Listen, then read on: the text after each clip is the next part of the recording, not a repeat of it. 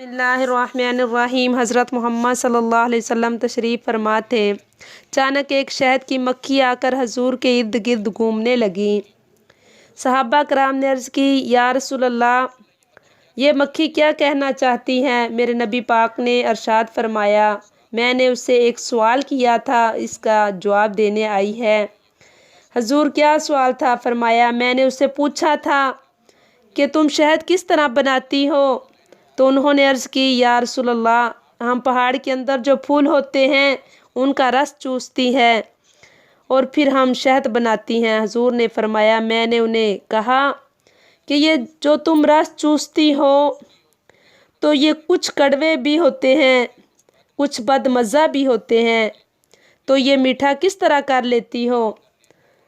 तो उन्होंने अर्ज़ की, हजूर, जब हम वो रस चूस कर आती हैं तो हमारी जो मक्खियों की सरदार हैं वो ऊंची ऊंची आप पर दुरूद